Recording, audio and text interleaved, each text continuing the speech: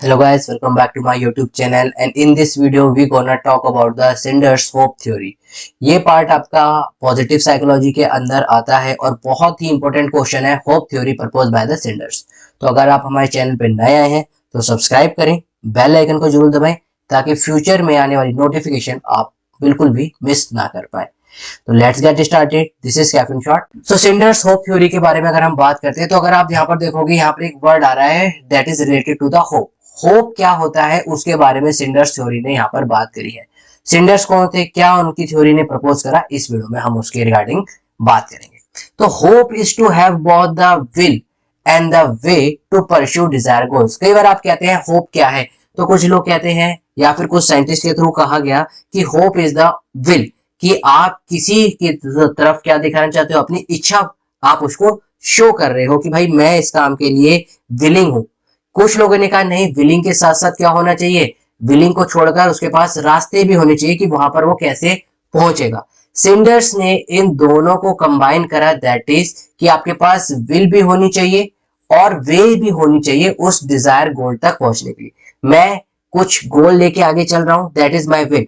उस गोल तक पहुंचने के लिए मेरे को क्या क्या वेज को चूज करना पड़ेगा, out of those different option which option would be better as compared to the other and what are the drawback of that option that I am choosing.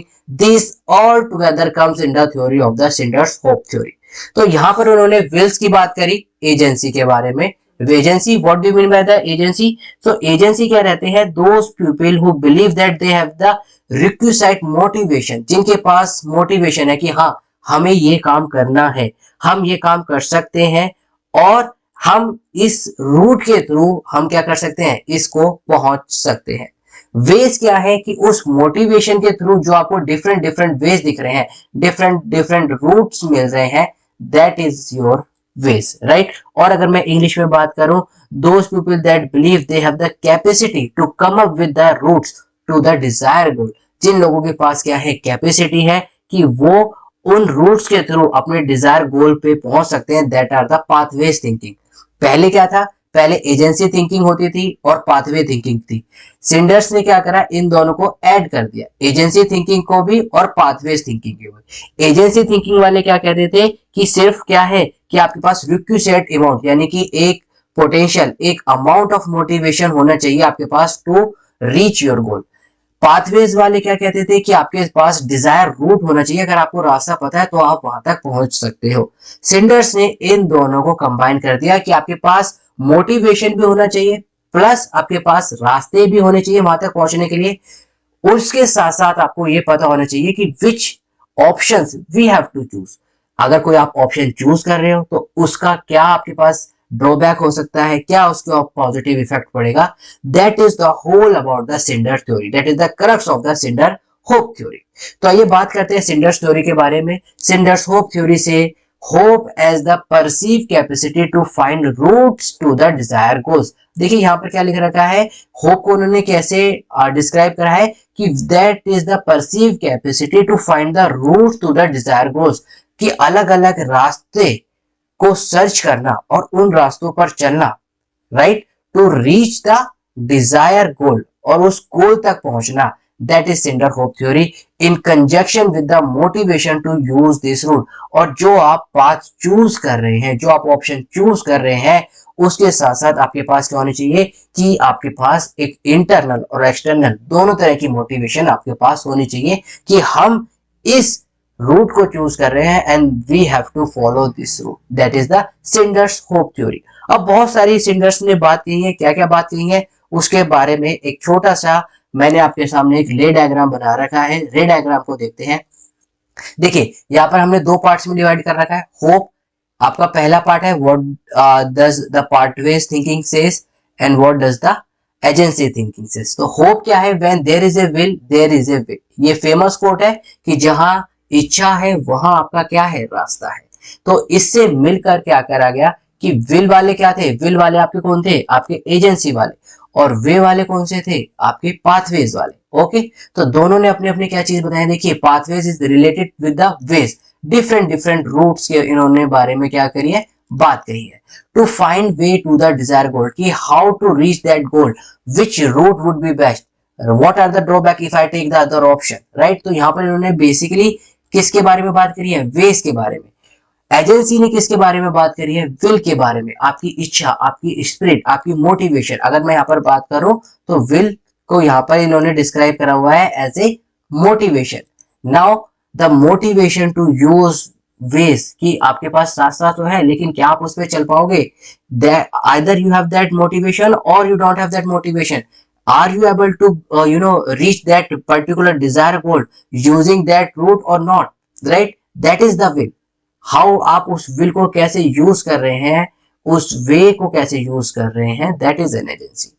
इसका अगर हम एग्जांपल ले, आई एनर्जेटिकली परस्यू माय गोल, मैंने क्या करा है, अपनी energetically मतलब एनर्जेटिकली मोटिवेशनल के थ्रू मैंने अपने जो गोल्स हैं उसको क्या करा है, परस्यू करा है। यहाँ पर अगर हम वे यानी कि आपका कौन सी थिंकिंग, पाथवे थिंकिंग के बारे में बात करें तो I can think of the many ways. देखिए यहाँ पर किसकी बात करी जा रही है, वेज की बात जा रही है कि मैं बहुत सारे रास्ते सोच सकता हूं किसी जैम से निकलने के। या फिर आप कोई भी एक एग्जांपल ले सकते हो, राइट, कि there are lot of way around a problem. एक प्रॉब्लम के चारों तरफ बहुत सारे सॉल्यूशन होते हैं, आप उनसे कैसे भी उस सॉल्यूशन को देख सकते हैं, राइट। तो यहाँ पर होप ने क्या करा, सिंडर्स होप थ्योरी में उन्होंने विल और वे को क्या कर दिया, कंबाइन कर दिया।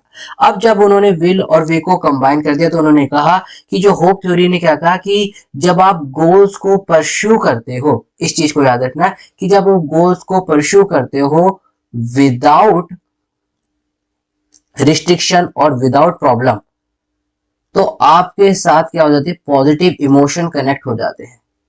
दैट मीन्स कि आप अच्छा फील करोगे जब आपके जिस वे को आपने चूज करा है, जिस विल को आपने चूज करा है उसमें कोई भी प्रॉब्लम नहीं आ रही है, तो आप पॉजिटिव इमोशन हो जाओगे।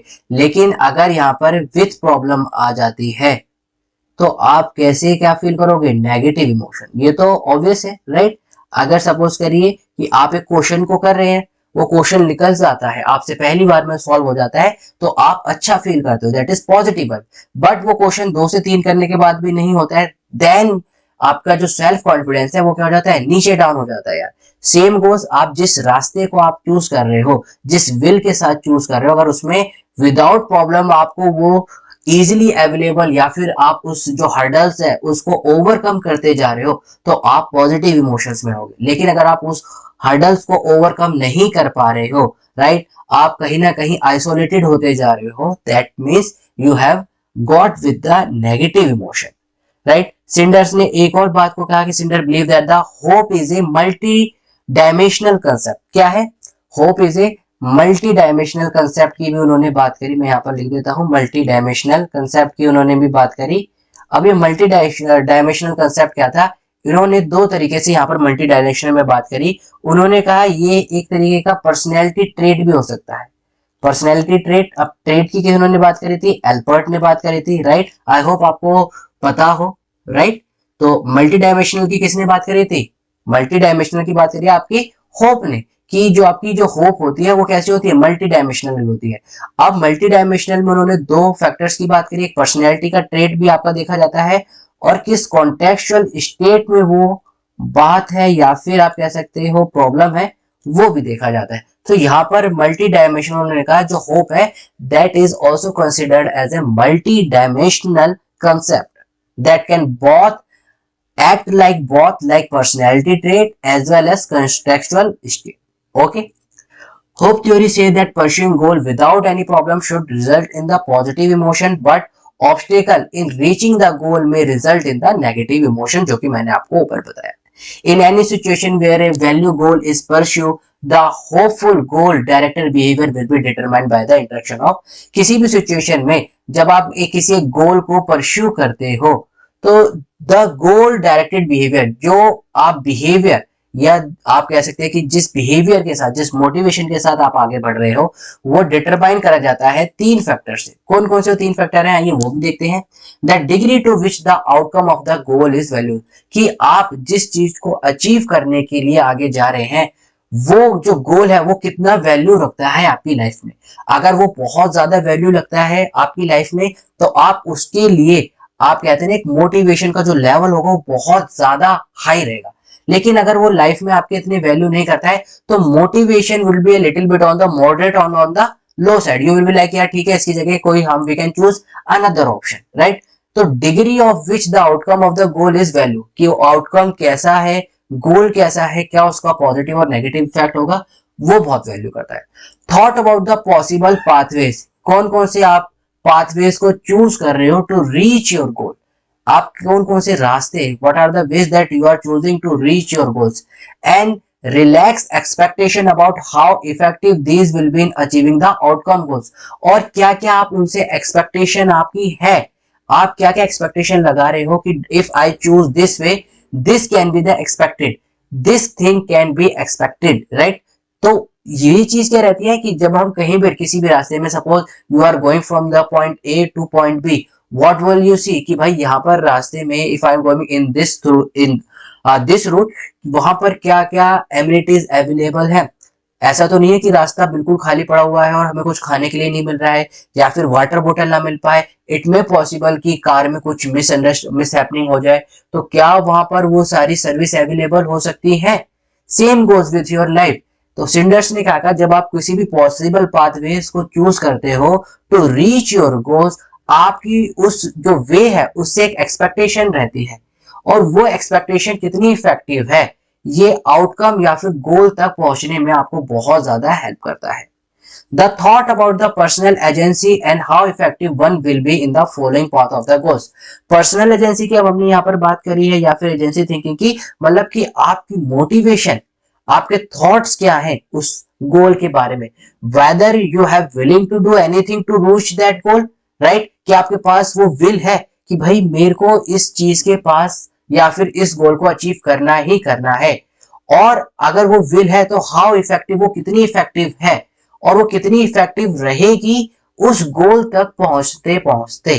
That is the third point, right. अब ये इन्होंने तीन डिग्री या फिर तीन डिटरमाइन की बात करी है, तीन इंटरेक्शन के बारे में बात करी है, इसके साथ साथ उन्होंने इसको समझाया इस मॉडल के थ्रू। अगर आप यहाँ पर देखोगे तो यहाँ पर होप थॉट्स हैं, दो थिंकिंग है आपकी, पाथवेज और एजेंसी, राइट। अगर आप यहाँ पर देखोगे this is pathways and this is agency thinking. Development lesson plus correlation causality development lesson of self as author and causal change of the event. तो यहाँ पर आप ये लिख भी सकते हो और अंदर ये जो इसके अंदर है, अदरवाइज आप इसे लीव भी कर सकते हो। अब होप की जो थॉट रहेंगे उसमें आपके विल और वे दोनों है connect, pathways thinking and agency thinking. अब जब भी आप आगे बढ़ते हो, मैंने आपको क्या बताया था कि आप उस गोल की कितनी वैल्यू रखते हो, उसकी आउटकम की वैल्यू क्या है, वो आपकी विल और पाथ पे डिपेंड करेगी। That is the first point that we talk about, right. आप देख सकते हैं दोबारा, the outcome of the goal is value. तो this is the first point. जैसे हम करते हैं हमारे सबसे पहले क्या होते हैं, इमोशंस सेट होते हैं कि हाँ now this is the time that we have to move forward. जब आप मूव फॉरवर्ड करने की बात करते हैं तो उसके साथ साथ आपके क्या होते हैं, इमोशंस के साथ साथ आप ये रियलाइज करते हैं कि क्या आउटकम रहेगा। अब आउटकम की कितनी वैल्यू है, कैसी वैल्यू है, आप उसके वेज की क्या क्या क्या मेरे को रास्ते उसके गोल तक, डिजायर गोल तक पहुंचने के लिए मेरे को what are the ways that I should choose. और अगर मेरे पास कोई भी, अगर मैं वे को चूज कर रहा हूं तो what are the way that is use in that way, कि मैं अगर उस रास्ते को चूज कर रहा हूं तो मेरी उस रास्ते पर जाने की कितनी इच्छा है, क्या वो डिजायर गोल मेरे लिए कितना मैटर करता है, उसकी वैल्यू के साथ साथ आप उस वे को भी देखोगे और उस वे के साथ साथ आप विल भी देखोगे। फिर विल के साथ दोबारा आप इंटरेक्ट करोगे कि अगर मैं इतना टाइम या फिर ये विल इस या फिर ये वे चूज करके अपना स्पेंड कर रहा हूं, क्या वो आउटकम वैल्यूएबल है या नहीं है। Once you have directed with the कि हाँ कि this path I have to choose and this will be through guiding this whole route, आप क्या करते हो, पाथवेज और एजेंसी की भी आपस में क्या होती है, इंटर कोरिलेशन या फिर वाइस वर्सा कहते हैं। तो अगर आप यहाँ पर देखोगे तो this happen as a triangle, ये एक ट्राइंगल बन गया है जिसमें कि क्या हो रही है, वाइस वर्सा हो रही है। आप आउटकम से पाथवे भी सोच रहे हो, पाथवे से आउटकम भी, आउटकम से एजेंसी भी, एजेंसी से आउटकम भी। पाथवे और एजेंसी दोनों आपस में क्या कर रही है, वाइस वर्सा कोरिलेशन में कर रही है। अब जब आपने ये वे भी चुन लिया है और आपने एकदम विल भी चूज कर लिया है, इट मे पॉसिबल सडनली आपको एक सरप्राइज इवेंट मिलता है। अब सरप्राइज इवेंट कुछ भी हो सकता है, सडनली एक और आपको वे मिल सकती है जो आपको और एकदम एक्साइटेड लगे, या फिर during finding those different different ways, you can find another way which will be much more desirable as compared to your goals। उस गोल से अच्छी भी कोई एक डिजायर आपको यहाँ पर गोल स्टेट भी मिल सकती है, तो that can be A surprise event. अब देखिए, जैसे अब आपने कहा कि नहीं सारी चीज डिसाइड हो गई है, we have to move forward, तब आपके माइंड में स्ट्रेसर आने लग जाते हैं। अब what do you mean by this stressors? अब देखिए, those individual which have high motivation, वो स्ट्रेसर से इजीली ओवरकम हो जाते हैं।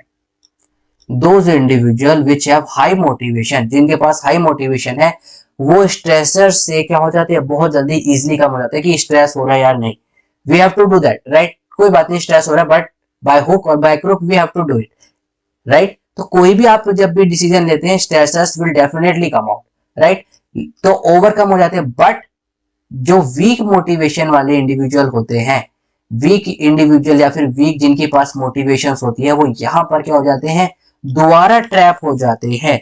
और वो क्या करते हैं कि वो अल्टरनेट रूट्स फाइंड आउट नहीं कर पाते। वाई? बिकॉज क्या थी, जो उनकी मोटिवेशन थी वो वीक थी। दे आर थिंकिंग यार चलो छोड़ते हैं। वेन यू थिंक लाइक कि चलो छोड़ते हैं, that means you have the weak motivation. और जैसे ही आपने सोचा कि इसको let's leave it, that means you are not finding the alternative, you will not find any alternative route। but when you are saying कि नहीं, we have to overcome this hurdle, हमें इस जो ऑब्स्टेकल है इससे पार करके जाना ही जाना है, तो आप क्या करोगे, डिफरेंट डिफरेंट रूट्स को भी सर्च करने की कोशिश करोगे। और ये वही बंदे कर पाते हैं जिनके पास क्या होती है, हाई मोटिवेशन रहती है, राइट। तो आपकी मोटिवेशन का भी आप देख सकते हैं कितना ज्यादा इंपैक्ट पड़ता है आपके डिजायर गोल पर। Once you overcome that is those high motivational people, they will definitely achieve their goal, right. और ये क्या चलता चलता है, ये आपका पूरा एक साइकिल्स के थ्रू, यहाँ पर भी आप इसको इस तरीके से एरो करके भी यहाँ पर आप बना सकते हैं कि यहाँ से ये इसके थ्रू भी जा सकता है। जो पार्ट यहाँ हो रहे हैं वो पार्ट यहाँ पर भी हो सकते हैं, जो यहाँ पर हो रहे हैं वो सारी चीजें जो ऊपर हो रहा है सेम आप उसको नीचे भी ड्रॉ कर सकते हैं, same with the arrow, right. तो ये था आपका cinders hope theory. I hope आपको चीजें समझ में आएंगी। दूसरी क्लास में हम बात करेंगे how to measure the hope, what do you mean by the false hope, what do you mean by the collective hope, how hope affect our desire goals to in the different different field. तो आज के लिए लेकिन इतना ही। We will meet in the next video. Till then keep smiling, keep getting lots of memory. और जाने से पहले चैनल को सब्सक्राइब करे बिना बिल्कुल ना जाएं, काफी मेहनत लगती है, राइट। और जहां पर अभी हमने मोटिवेशन की बात करी, तो जब आप चैनल को सब्सक्राइब करते हैं, आप जब कमेंट करते हैं, आप जब लाइक करते हैं, तो हमें आपकी तरफ से एक मोटिवेशन मिलता है, और वही हमारे लिए क्या रहता है, एक हर्डल को पार करने का एक ओनली वे है। So keep subscribe my channel, right, share it with as many as student or individual as you can think of. We will meet in the next video. Till then, keep smiling, keep getting lots of memory. This is Caffeine Shot. Thank you all of